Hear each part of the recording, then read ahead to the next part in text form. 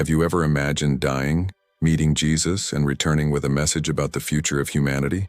Zachary Miller, a 16-year-old American chopper, was dead for 19 minutes and returned with a shocking revelation. 2026 will be the year of collapse. In this video, you'll hear his incredible story and what he saw on the other side. Like, subscribe to the channel, and comment below which city you're watching from. Let's spread this message together before it's too late. My name is Zachary Miller. I'm 16 years old and I live in Garland, a quiet suburb near Dallas, Texas. If you saw me before what happened, you'd think I was just another average teenager, public school, basketball fanatic, a bit addicted to my phone, and trying to survive math. But everything changed one day, June 4, 2025, the date that was engraved in my soul as the day I died, and came back with something the world needs to know. It was a Wednesday. The weather was muggy. The sky was cloudy and I was too lazy to go to school. I remember gulping down a bowl of cereal while my dad honked the horn in the car, always late. At school, the morning passed slowly. A chemistry test, a classmate feeling sick, and then gym class. We were running in the field. Without warning, I felt a strange tightness in my chest. I ignored it. I thought it was just the heat or lack of water. I kept running. One more lap, and it was there, at the bend in the field, that the darkness swallowed me. It wasn't a slow fall nor a faint. It was as if someone had turned off the world with a switch. One click. End. I was later told I fell hard to the ground. No breathing, no heartbeat. A teacher started CPR while they called 911. I was declared clinically dead for 19 minutes. My brain, my heart, stopped. But what happened to me? It was nothing like nothing. On the contrary, when I closed my eyes in that field, I thought I would pass out, but I woke up somewhere else. At first, there was just silence, and then a slight feeling of weightlessness came over me. I realized I was no longer on the ground. I was floating. I looked down and the shock was immediate. I saw my body lying on the field, with teachers and first responders running around. My classmates were screaming. A boy was crying. That scene should have caused me panic, but I felt strangely at peace. I couldn't hear the voices clearly. It was as if I were watching everything through thick glass. Only a soft sound surrounded me, a quiet hum, almost like music. There, in the midst of that chaos, I was calm. I was pulled upward. The clouds disappeared and a totally different space opened before me. It was like being inside a living light, an atmosphere that pulsed with love. And then, the physical world has completely disappeared. There was no ground, no sky, no time. I felt like I was passing through a veil, and on the other side there was someone waiting. In the center of that light, a figure began to take shape. It wasn't just light, it was presence, weight, authority, and love. A love so immense that my chest ached. It was Jesus. I knew without anyone telling me. But forget any image you've ever seen. He didn't look like an ordinary man in a robe and beard. He was the light itself. Every particle of him vibrated. It was like looking at the sun and, at the same time, feeling a childhood hug. I felt small, exposed, but completely loved. He didn't speak with his mouth. His voice was a presence inside me, and the first thing he said was clear, direct, and impossible to forget. Zachary, listen, in 2026, the world will shake. It wasn't a threat. It was alert, a calling. And then he showed me what was coming. Jesus raised his hand, and around us, as if curtains were being drawn, a new scenario has opened up. I was no longer in that bright light. Now, I saw our world, but from behind it, it was as if the backstage of reality had been revealed. I saw a house, a typical American family. Father, mother, and two teenage children sat at the dining table. Dinner seemed ready, but no one looked at each other. No one spoke. Each of them had their eyes glued to their cell phone screens. The father nervously checking the news, the mother scrolling through social media, the daughter comparing her own body to photos of models, the son watching violent videos. It was a sad scene, but then Jesus pointed and said, with a seriousness that made the air around me freeze, "Look deeper." And that's when I saw the creatures. They were like dark smoke, thin and stealthy, hovering around the family. They whispered, but not out loud. They spoke inside people's minds. Small words, but as lethal as poison. You will never be enough. They don't value you. You're falling behind. Nobody cares about you. These creatures, Jesus explained to me, were not fiction. They were everywhere. They fed on distraction, loneliness, comparison, and silent anger. They were spirits of distraction and division, and were slowly building an invisible prison around the people, a prison made of screens and toxic thoughts. It was then that Jesus said the words that burned into my soul. The first great shock of 2026 will not be physical. It will be mental, a collapse of attention and soul. He explained that the enemy, Satan, discovered that he doesn't need to physically destroy people to turn them away from God. He just needs to keep them busy, connected to everything, except the truth. They won't see the tsunami because they'll be busy watching the next video. They won't hear my voice because they're addicted to the noise of the world. That hit me like a punch. I thought of myself, scrolling through my phone for hours without knowing why, wasting time, wasting life. The scene expanded.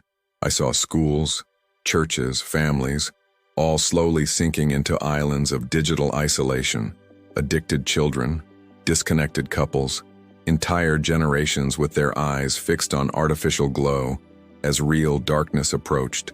But then, Jesus showed an exception. A boy, my age, sat silently on a park bench. No headphones, no cell phone. He simply closed his eyes and prayed. And at that very moment, one of the smoke creatures exploded into light and disappeared. That's the secret. Silence, prayer, presence. In 2026, the quietest places will be the most powerful. That's when I understood. The most brutal war of 2026 will be for our attention, and almost no one is prepared. After the vision of the invisible war, Jesus stretched out his hand again, and the air around us changed as if the air were ripped apart by an invisible force. The light around us dissolved, and in its place, dense darkness appeared. It was not an absence of light. It was a real, heavy, suffocating presence. Suddenly, I was seeing planet Earth, but not like on maps. It was like I was floating above the world and could see the nations pulsing, groaning, trembling. It started with a sound, a high-pitched metallic sound. It was like alarm bells going off. And then came the images. Wall Street, a gigantic billboard covered in red numbers. People shouted into phones, threw papers, ripped off ties. The chaos was total. The stock markets were plummeting. Jesus whispered, "Their money will be shaken first. Everything that rests on gold will crumble like straw." The scene changed. Empty shelves, supermarkets in panic, people fighting for bread and milk, mothers crying with babies in their arms, workers with lost looks in their eyes, as if the ground had disappeared beneath their feet. I saw one farmer hunched over the dry earth, his knees digging into the dust. He looked up at the cracked, cloudless sky. His hands trembled. He whispered, "What am I going to do now?" Jesus looked me in the eyes and said, with painful firmness, "They trusted the system, the government, the plans were in, but they forgot about me. So everything that is sand will be shaken off." And then came the part that struck me the most. I saw homes in silence, but not the silence of peace. It was the silence of hopelessness, parents unsure how to feed their children, young people with no faith in the future, lives built on routines that were now broken. The whole world seemed to be collapsing, but nobody understood why. People ran, looking for answers from politicians, influencers, news, but all these voices only added more fear. I looked to Jesus, my heart begging for an explanation. Why? Why let this happen? He looked at me with such sadness that my eyes filled with tears, but there was also love there, a love so deep it seemed to hold all the suffering in the world, because they need to wake up. Because the screams of collapse will be the last chance for many to hear my voice. Because I'm still here. But they'll only look for me when everything fake comes crashing down. It was as if the 2026 collapse wasn't just a disaster. It was a call, a divine shake, a final trumpet. And yet, most continued to look down, trapped in screens, in fears, in false security. Jesus showed me what was coming, and told me that this would be the most distracted generation and, at the same time, the one most called to awaken. As I watched the world collapse, my heart heavy, Jesus reached out again, and then something unexpected had happened. The scenery changed. The darkness that seemed to cover everything began to fade, blinking with small points of light. One here, one there. Small, almost invisible, but constant, like glowing embers in a devastated forest. "These are mine," Jesus said. "They're not on stage. They're not in the spotlight, but they're the pillars that will hold the world together when everything else comes crashing down." Then I saw Agar again, a poor neighborhood of Chicago. There was no pulpit, just a group of simple people, kneeling on the cement floor, praying silently. Their prayers, which seemed fragile in there, exploded into light in the spirit world, as if each word spoken was a spear piercing the darkness above. We two families who decided to live together after losing their jobs, not out of desperation but out of love. They shared what little they had. One of them prayed while cooking, the other read the Bible with her children, and when they prayed together, it was as if an invisible shield rose over the house. Elsewhere, a group of teenagers my age walked the streets of New York City, handing out blankets and snacks to the homeless. No one filmed them, no one applauded them, but from heaven, every act of love was recorded as a thunder of light. "These are the rebels of the light," Jesus said. "They don't follow the script of fear. They don't bow to distraction. They listen to me, even in the silence." That's when I realized what he was showing. The 2026 collapse would not come to destroy, but to reveal. As long as the world falls into the traps of distraction, fear, and idolatry of the system, an invisible people would be rising up. A people without titles, without fame, without great platforms, but with whole hearts, connected to heaven. They weren't trying to save their own skin. They were saving each other. And because of this, they were surrounded by a light that I had never seen on earth. Jesus looked at me with a gleam in his eyes, not a gleam of triumph, but of hope. "These are my true temples, not made of stone, but of living faith. And when the world loses its bearings, they will be like cities on hilltops. Their light will guide those lost in the dark."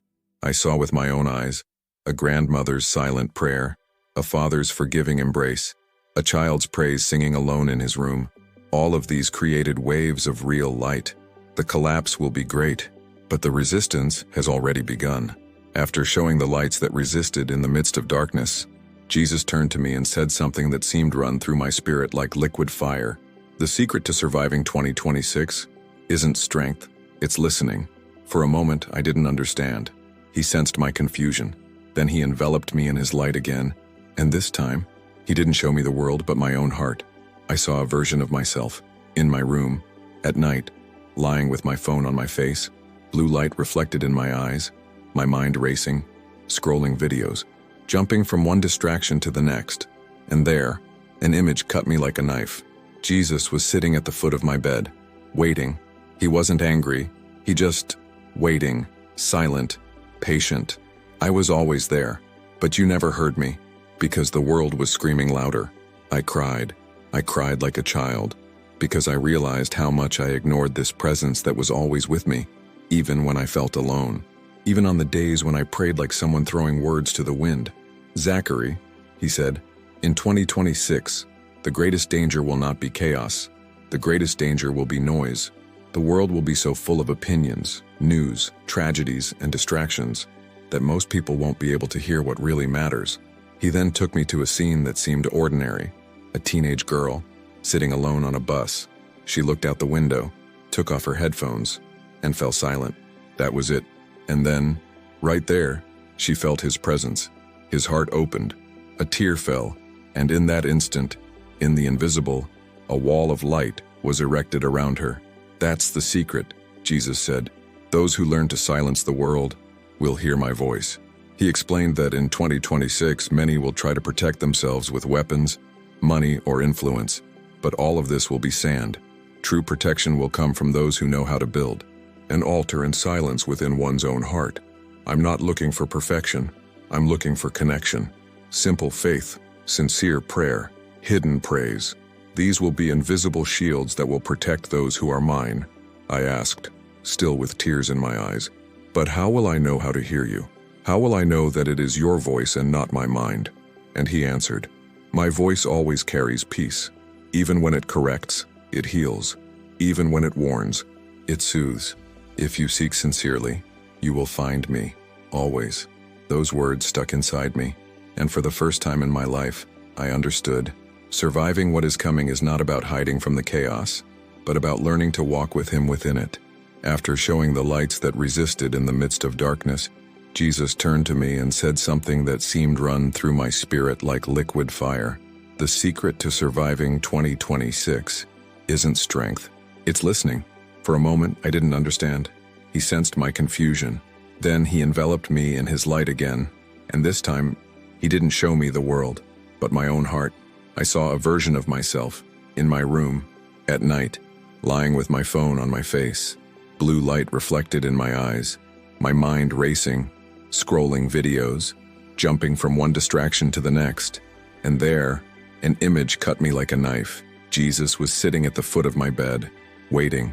He wasn't angry, He just waiting, silent, patient. I was always there, but you never heard me, because the world was screaming louder. I cried like a child, because I realized how much I ignored this presence that was always with me, even when I felt alone, even on the days when I prayed like someone throwing words to the wind. Zachary, He said, in 2026, the greatest danger will not be chaos. The greatest danger will be noise. The world will be so full of opinions, news, tragedies, and distractions that most people won't be able to hear what really matters. He then took me to a scene that seemed ordinary. A teenage girl, sitting alone on a bus. She looked out the window, took off her headphones, and fell silent. That was it. And then right there, she felt His presence. His heart opened. A tear fell. And in that instant, in the invisible, a wall of light was erected around her. That's the secret, Jesus said. Those who learn to silence the world will hear my voice. He explained that in 2026, many will try to protect themselves with weapons, money, or influence, but all of this will be sand. True protection will come from those who know how to build an altar in silence within one's own heart. I'm not looking for perfection. I'm looking for connection, simple faith, sincere prayer, hidden praise. These will be invisible shields that will protect those who are mine, I asked, still with tears in my eyes. But how will I know how to hear you? How will I know that it is your voice and not my mind? And He answered, my voice always carries peace. Even when it corrects, it heals. Even when it warns, it soothes. If you seek sincerely, you will find me, always. Those words stuck inside me. And for the first time in my life, I understood. Surviving what is coming is not about hiding from the chaos, but about learning to walk with Him within it. After Jesus revealed to me the secret to enduring what is coming, I thought the experience was coming to an end. But then He said to me, now, I'll show you what comes next, because not everything will be destruction. His words came like a warm breeze after a cold winter, and in the next instant, a new scene opened before me, like a world being rebuilt before my eyes. What I saw first was silence. The noise of the world had ceased. Gone was the constant din of social media, politics, and scandals. It was as if a storm had passed, and now only the sound of the wind through the trees remained. And then, I saw people emerging from the darkness, leaving simple homes, gathering in small places, living rooms, porches, garages. There were no pulpits, no cameras, no stages, but there was fire in their eyes. It was faith, living faith, raw, authentic. Jesus pointed and said, this is my church. Not the buildings, not the events, but the broken hearts that decided to reach out to me when everything fell apart. I saw groups praying silently, holding hands, young people singing simple hymns under candlelight. I saw people sharing food, caring for one another. I saw men who were once arrogant washing the feet of strangers. I saw women who once hid in shame now leading with courage, and in all of them, there was a light. This light rose to the sky and connected with other lights elsewhere. They were like golden threads weaving a new web, a web that covered the world. It wasn't a new religion, it was a new consciousness, an awakening. Jesus spoke, and His voice now held a tone of deep joy. The collapse revealed who truly hears my voice. And now, these will be beacons. They will be like cities on hilltops, for the lost to see and find their way back. I saw simple miracles happening. A woman praying for a sick neighbor who, the next day, walked without pain. A teenager laying hands on a depressed friend who suddenly smiled again. a child praying for peace, and the entire street falling silent. These people weren't trying to stand out. They didn't want fame. They just wanted to love. They just wanted to serve. And so, they had authority. The post-collapse church will not be rich, it will not be large, but it will be set on fire within with the Spirit of God. They tried to extinguish the light with distractions, but silence brought the fire. And then Jesus said something I will never forget. After the collapse will come the harvest. Millions who never thought of me, who mocked me, who ignored me, will run to these lights, and I will welcome them. Because this will be the time of the great homecoming. I wanted to stay there forever. With each new vision, with each word from Jesus, I felt as if I were being rebuilt from within. All the doubts, the anxieties, the emotional holes I carried, everything was being filled with something that does not exist in this world. There, I was whole, and perhaps because of that, I didn't notice that the light around us was beginning to change. It didn't diminish in intensity, but it took on a different tone, as if time there, if time existed, was coming to an end. That's when Jesus looked at me with a mixture of joy and sadness, a look that pierced my soul. "Zachary, now you've seen what you needed to see." My heart sank. I knew what that meant. And before he said anything else, my thoughts screamed, "No, let me stay." I fell to my knees before him. I didn't want to go back. Not after that. Not after experiencing such absolute love. The pain of imagining being away from him again was greater than any physical pain I had ever felt. Down there, everything is so broken. I don't know if I can live after this. He came closer. He knelt down with me, and his touch on my shoulder was like fire and balm at the same time. "You can do it because now you know. I will be with you, not just in church, not just when you pray, but in every breath, in every thought, in every decision." I cried like a child. My soul screamed. I knew I was about to leave the most real, sweetest, most powerful presence in existence. "Zachary, you will not return to the world as someone returning from a dream. You will return as a torch, a messenger. There are people waiting to hear what you saw, people who are still asleep. You need to tell them. You need to warn them. You need to light other torches." I shook my head, trying to accept it, but it was difficult. His presence was so intense, so alive, that it tore me apart inside at the thought of no longer feeling him so completely. "I don't want to forget. What if I forget all of this down there?" "You won't forget," he replied, "because now I live in you, and I will remember you, day after day, through silence. Listen to the silence. That's where I'll be." He hugged me. It was the most real hug of my life, a hug that not only encompassed my body, but healed traumas, restored memories, cleaned scars that no one had ever seen. And before I could say another word, he whispered in my spirit, "Now go, and awaken those who still sleep. 2026 will be dark, but you will be light." And then, everything was pulled, violently. The last thing I felt before returning was Jesus' touch on my forehead. It was as if an explosion of love and life passed through my being. But then, everything turned into force, pressure, noise. I was pulled back violently, as if I were being sucked into a whirlpool that was tearing me away from the light. And suddenly, everything went dark again. But this time, it was the darkness of earth. My body, heavy, aching, squeezed inside something that felt too small to contain everything I was now. The pain came first, a tightness in my chest, as if a tractor had run over me. Then, the sound, beep, beep, beep. The light was cold, white, and aggressive. I was in a hospital bed. Tubes, machines, people screaming, "He's back! He's alive! Zachary, can you hear me?" Blink twice. I blinked, and when I did, the tears came, not from the physical pain, nor from the confusion, but because I knew I had left heaven. I had left him. My mother appeared seconds later. Her face was racked with tears. She threw herself at my side, holding me as if I were about to disappear again. Everything around me was rush, shock, adrenaline. They said I've been dead for 19 minutes, that there was no heartbeat, that the doctors were going to declare death, until, out of nowhere, my heart returned. No explanation, no logic, only a miracle. But I knew exactly why I came back, and for what. In the following days, doctors came in constantly, asking if I remembered anything. They said I'd probably have after effects, cognitive problems, memory lapses, but my scans were perfect. My brain was intact, as if nothing had happened. Nothing, other than the fact that I would never be the same again. Every second, my mind repeated his words, "Wake up those who are still sleeping. 2026 will be dark, but you will be light." I look at people now and see differently.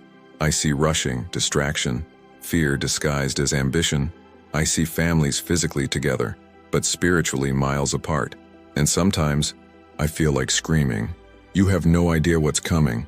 But then I remember that screaming is not the way. The path is listening, silence, presence, and the message. Today, I tell this story because I know it's not just mine. It's for you, for those who feel lost, for those who feel something big is coming and don't know how to prepare. It is not prepared with weapons, nor with money, nor with fame. It is prepared being quiet, listening, connecting. Because when everything falls apart, it's this connection that will keep you standing. I was dead. I saw Jesus, and he said to me, "Do not fear collapse. Fear forgetting who I am. 2026 is coming. The world will tremble, but those who listen will remain." If you enjoyed this beautiful spiritual testimony, please leave a like, comment, share your impressions, subscribe to the channel, and don't forget to turn on the notification bell to watch each new video and help us spread this message to a greater number of people. Until next time.